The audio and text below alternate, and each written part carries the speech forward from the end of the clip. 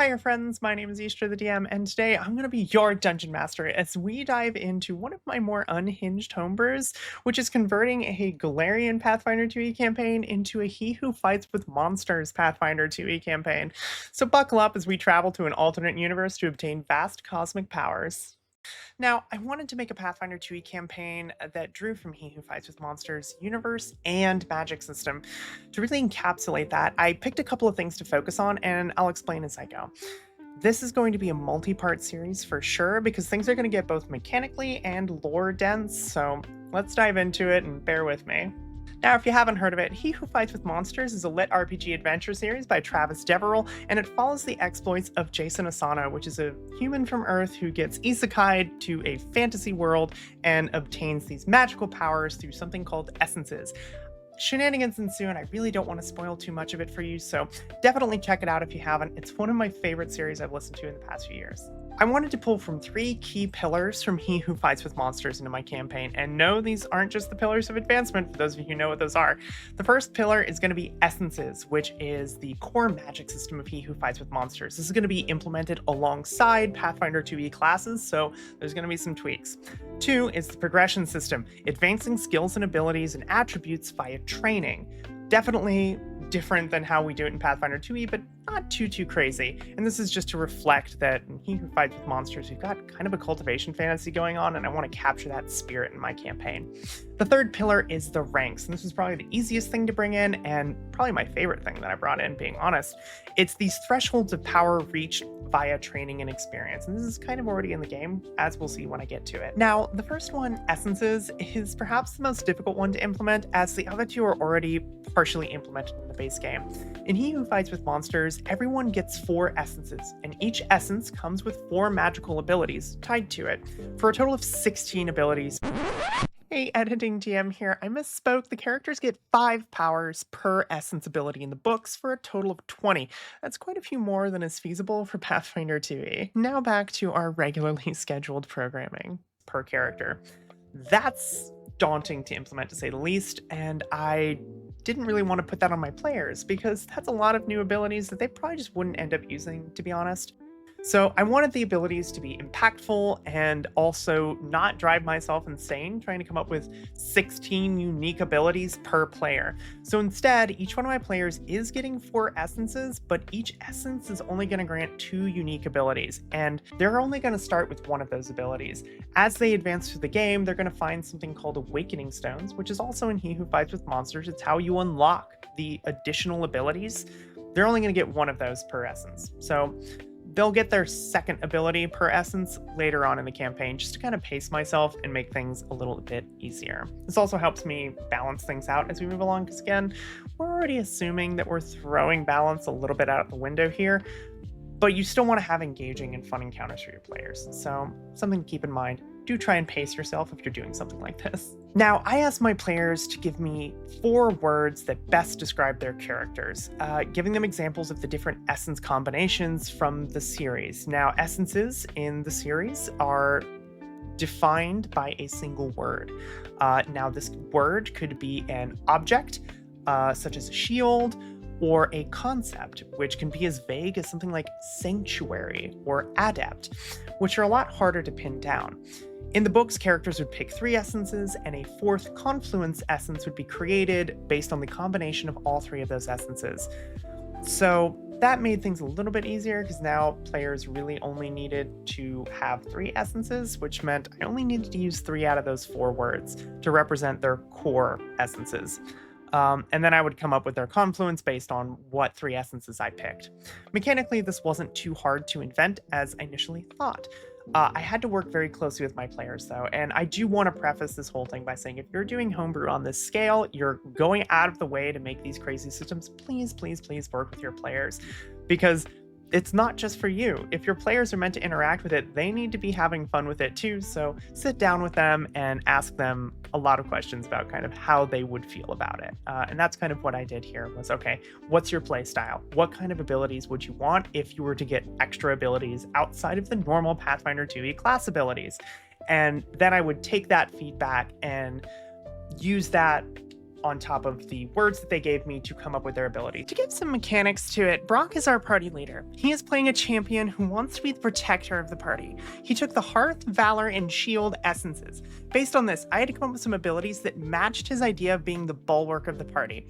I decided that because he had the Hearth essence, he had to be some kind of benevolent, restorative aspect to his powers, right? Valor plays into the idea of his character leading from the front and being kind of this brave party leader. And finally, Shield plays into the concept of him being the tank at the front of the party, taking all the hits.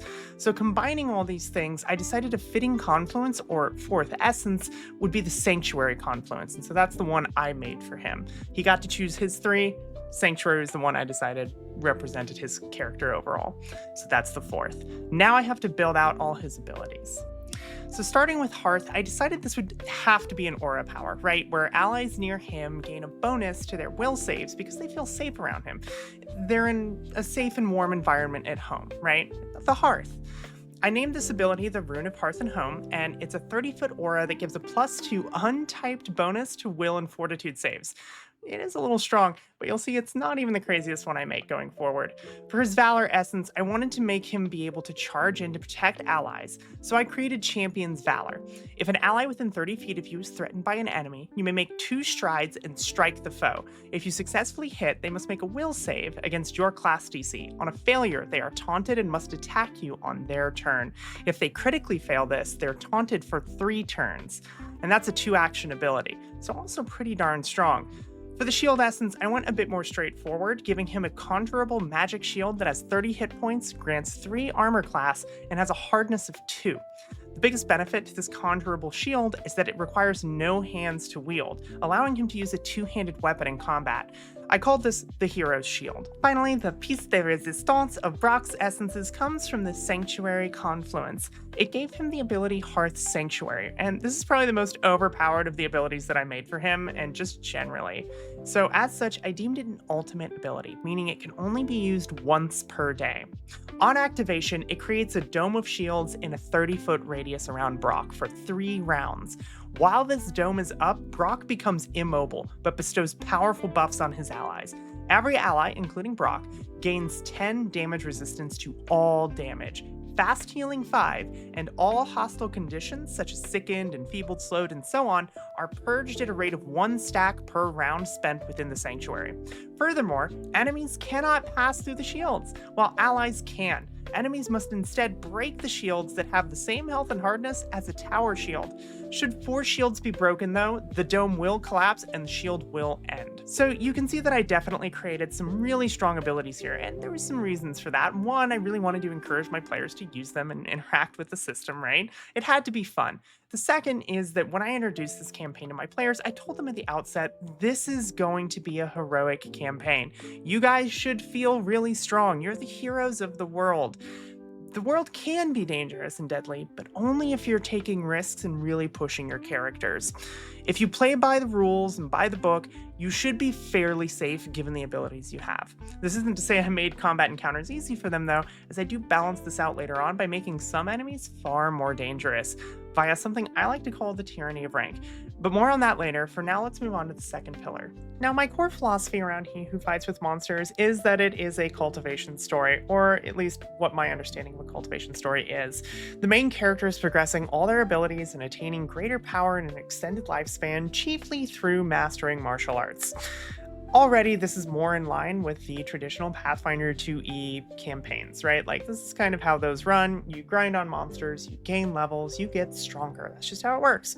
But I wanted to take Pathfinder's progression to another level, just a little bit further to bring it more in line with He Who Fights with Monsters. What if you could advance your attributes and skills independently of your level ups? I decided to take a page out of one of my favorite rule sets, Blades in the Dark. I currently have my players creating clocks to track their training with a particular skill or attribute, and I keep a clock of how many times they are using that particular skill or attribute.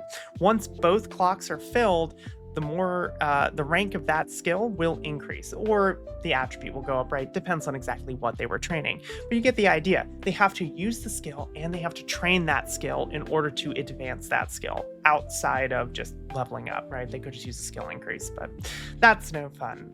Now, the way I kind of balance that somewhat is The higher the target rank, the more ticks of the clock that are required to level it up.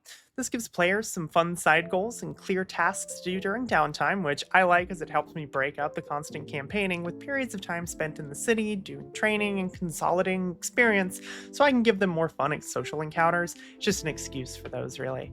The other thing is, I require that if you're going to the master rank or legendary rank, even, you need somebody to train you. You can't just do that on your own. You can't just read from a book, right? You have to have a trainer. So they have to seek out NPCs in the world to help them advance these abilities.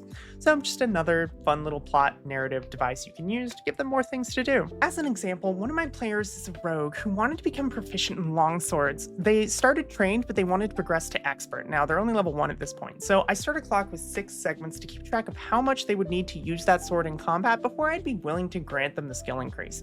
As a kind of like a rule of thumb, I'd say that for each combat encounter where they mostly use the sword to fight, I would add a tick to the clock. And if they missed a lot of swings, I'd add an extra tick to show that they're probably learning from their failures. For the characters themselves, or the players, they would also need to start their own clock that they keep track of on their character sheet. I did have to write a little module to inject this into their character sheet, so if you're interested in that, let me know. But their clock also has 6 segments, and this represents how many weeks of training they'd need to advance their skill set. They had to find a master swordsman in town who was willing to train them, which they did, and then they had to use that sword in combat regularly. Back in town, as the party split up to pursue their own designs, my player would spend those required weeks in training, and finally at level 3, after several sessions of play, they did become an expert at longswords. It's pretty early on in the game to get expert for a rogue, but they had to put a lot of effort into that, not only in just town time, spending time in town, but also using it in combat. Okay, so ranks were by far the easiest system to port into Pathfinder 2e. The concept is pretty much already there if you look closely.